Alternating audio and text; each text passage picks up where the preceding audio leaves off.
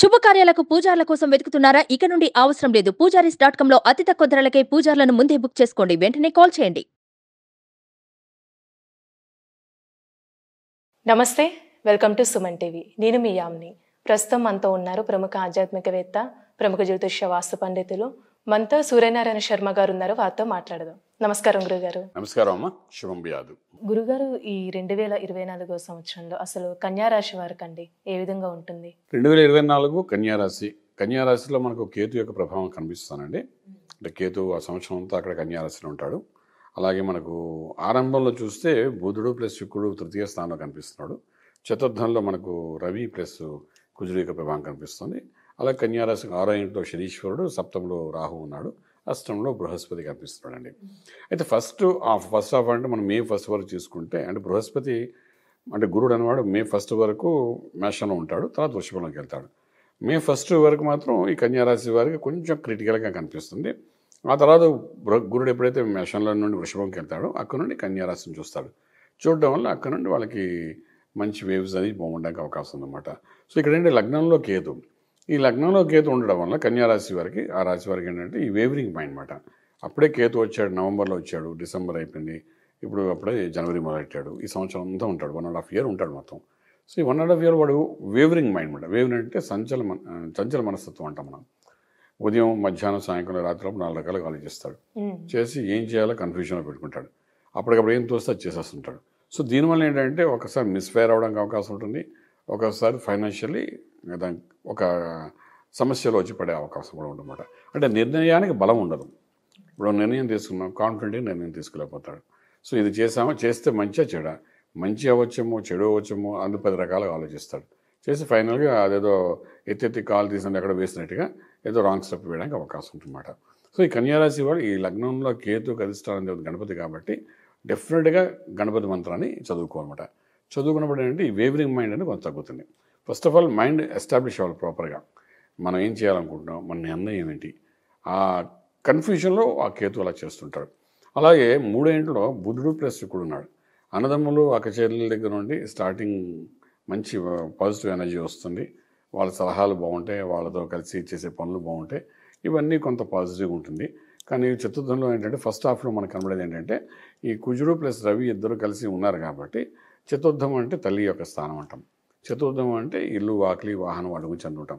So first half అంటే first జనవరి అంతా మాత్రం కొంతవరకు అమ్మగారి యొక్క ఆరోగ్యం గురించి ఆలోచించాలి. అలాగే వాళ్ళు ఆపరేషన్స్ ఏమైనా అవుతాయేమో, మెడికల్ ప్రాబ్లమ్స్ ఏమైనా వస్తాయో చూసుకోవాలి.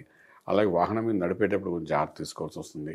అలాగే మనకు ఇంటి వ్యవహారాలు, మనకు ఏమైనా రిజిస్ట్రేషన్స్ పెట్టుకున్నా, లేదంటే మనకు వంశపారపర్యంగా వస్తున్న ఆస్తిని బైఫ్రికేషన్ చేసుకోవాలన్నా అలాంటి చోట్ల కొంతవరకు మిస్టేక్ అయ్యే అవకాశం ఉంటుందన్నమాట. చాలా జాగ్రత్త పడాలి. ఏదైనా అవుట్ ఆఫ్ కోర్ట్ సెటిల్మెంట్స్ చేసుకోవడం ఉంది చాలా మంచిది వీళ్ళకి. ఇక్కడ 4th house అలా ఉండబట్టి మాట. ఇదంతా మనం ఫస్ట్ 2 months గురించి మనం మాట్లాడుకుంటున్నాం అన్నమాట. సో ఇలా ఉంటుండగా మనకి ఏంటవుతుందంటే 6వ ఇంట్లో శనీశ్వరుడు, 7వ ఇంట్లో రాహు ఉన్నాడు.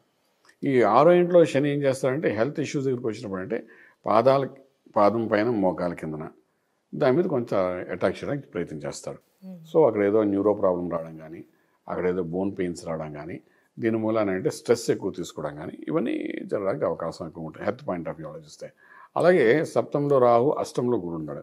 అష్టమ గురుడు అన్నవాడు ఏంటంటే ఖచ్చితంగా కొలెస్ట్రాల్, థైరాయిడ్ తీసుకొస్తాడు. అంటే యుక్త వయసు వాళ్ళకి కాదు, పెద్దవాళ్ళకి అయితేను. ఈ గురువు యొక్క అష్టంలో ఉండడం అనేది అక్కడ గురువు అనేది మంచి సీన్ కాదు అక్కడ ఉండడం. సో అక్కడ ఇంకొక 4 months ఉంటాడు వాడు, మే 1 వరకు ఉంటాడు. సో ఈ మే 1 వరకు అష్టంలో గురుడు బాగలేదు, సప్తంలో రాహు బాగలేదు, 6వ ఇంట్లో మనకు శనీశ్వరుడి ప్రభావం కొంచెం తక్కువగా ఉంది. చతుర్థంలో ఉన్న ఈ 2 గ్రహాలు సరిగ్గా పనిచేయవు.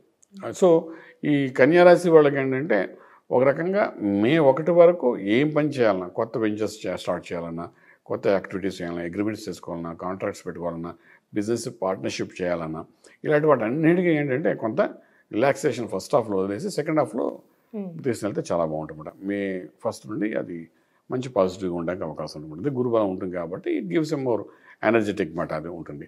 అలాగే వీళ్ళకి ఏంటంటే ఈ వేవరింగ్ మైండ్ ఉన్న కేతు, సప్తంలో రాహు, ఇవి 2 ఎప్పుడు ఎలా ఉంటాయంటే స్పెషల్ 7th ఆస్పెక్ట్లో దృష్టి పెట్టుకుంటే భార్యాభర్తల మధ్య జరుగుతున్న అన్యోన్యత గురించి చెప్తుందన్నమాట. సో వీళ్ళు ఇంకొకటి ఏంటంటే లగ్న కేతు, సప్తమ రాహు ఉన్నప్పుడు అంటే ఒకవేళ చిన్నపిల్లలు ఉన్నారు, వివాహం చేసుకోవాలనుకుంటారు, గాంధర్వ వివాహం ఎవరో ఇష్టపడతారు, ఇలా వాళ్ళందరూ అనుకుని మే 1 తర్వాత దాన్ని సీరియస్గా ప్రయత్నం చేస్తే సక్సెస్ఫుల్ అవుతుంది. అంటే దాన్ని మనం ఎంకరేజ్ చేస్తున్నామని కాదు, అక్కడ గురుబలం ఉంటుంది కాబట్టి డెఫినెట్గా అదొక సక్సెస్ఫుల్ మీటింగ్ అనే అవకాశం అనమాట. చూడండి, కొన్నిసారి ఇంట్లో చెప్తే ఇబ్బంది పడుతుంటారు, జరగకుండా ఉంటాయి, వివాహాలు జరగకుండా ఇబ్బంది పెడుతుంది. అలాంటివన్నీ మే 1 తర్వాత వీళ్ళుగాని అనుకుంటే సక్సెస్ అవడానికి అవకాశం బాగానే కనిపిస్తుంది అనమాట. అలానే ఇప్పుడు కోర్టు సమస్యలు ఉన్న వాళ్ళకి కానీ రియల్ ఎస్టేట్ రంగానికి సంబంధించండి, అసలు ఇయర్లో ఏ విధంగా ఉంటుంది వాళ్ళకి? రియల్ ఎస్టేట్ బిజినెస్ వీళ్ళు బాగానే వెళ్తున్నాయండి, ప్రాబ్లం లేదు. అలాగే కోర్టు సమస్యల నుండి కూడా వీళ్ళు కొంతవరకు ఫస్ట్ హాఫ్లో అంటే ఫస్ట్ మార్చి వరకు మాత్రం కొంచెం జాగ్రత్తగా హ్యాండిల్ చేసుకోవాల్సి వస్తుంది. మార్చి నుండి బాగానే ఉంటుంది. ఇవి 2 ఆస్పెక్ట్స్లో బాగానే ఉంటుంది, మన వరే అవ్వట్లేదు. ఇక ఫుడ్ ఇండస్ట్రీ, ఫార్మా ఇండస్ట్రీ, తర్వాత బేకరీస్, మిల్క్ ప్రొడక్ట్స్ సంబంధించిన వ్యాపారాలు, ఆర్గానిక్ ఇండస్ట్రీ, అలాగే మనకు పెస్టిసైడ్స్ అనుకోండి, కెమికల్స్ అనుకోండి, దానికి సంబంధించిన వ్యాపార వ్యవహారాలు నడిపే వాళ్ళకి మంచి ప్రాఫిటబుల్గా వెళ్తున్నాండి సంవత్సరం. ఏదైనా మనకు second innings of the life అన్నట్టుగా second half of the year మనకు ఈ కన్యా రాశి వాళ్ళకి ట్రెమెండస్ ప్రాస్పెక్టివ్గా కనబడుతుందన్నమాట.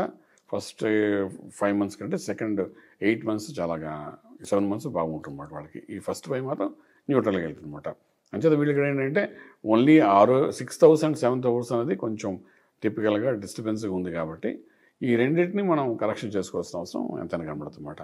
6,000 మనకు ఆరోగ్యం గురించి చెప్తుంది. కుజుడు శని అక్కడ మళ్ళీ కలుస్తారు, అప్పుడు కొంచెం ఆరోగ్యంలో కొంచెం ఎఫెక్ట్ ఇస్తాడు. దిగువ భాగంలో బాగా చూపిస్తున్నాడు. అంటే 90% మోకాళ్ళ కింద భాగంలోనే అటాక్ చేస్తున్నది. మోకాళ్ళ కింద భాగం అంటే మనకి పెద్దవాళ్ళైతే న్యూరో సిస్టమ్ ఎఫెక్ట్ చేయడం, ఇంకొంచెం చిన్నపిల్లలు అయితే బళ్ళ మీద వెళ్తున్నప్పుడు ఎముకకి సంబంధించిన యాక్సిడెంట్ దెబ్బలు తగలడం, ఇలాంటి చిన్న చిన్న ఏవో చూపిస్తుంది. సో దాని వల్ల క్యూర్ అనేది మనకు మే 1 నుండి మళ్ళీ రెక్టిఫికేషన్ కూడా కనిపిస్తుంది చెప్పచ్చు.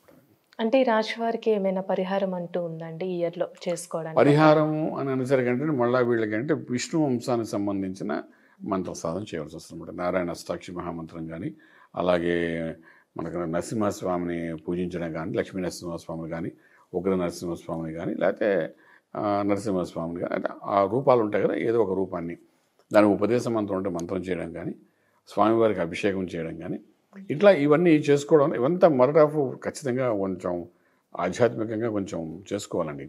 చేసుకుంటే సెకండ్ హాఫ్ అనేది గురుబలం ఆటోమేటిక్గా వస్తుంది. మే 1 నుండి వస్తే ఇంకా అక్కడ నుండి రిలాక్సేషన్ బాగుంటుంది చెప్పచ్చు. చాలా చక్కగా తెలియజేశారు గురుగారు, ధన్యవాదాలు. శుభం బియాదు.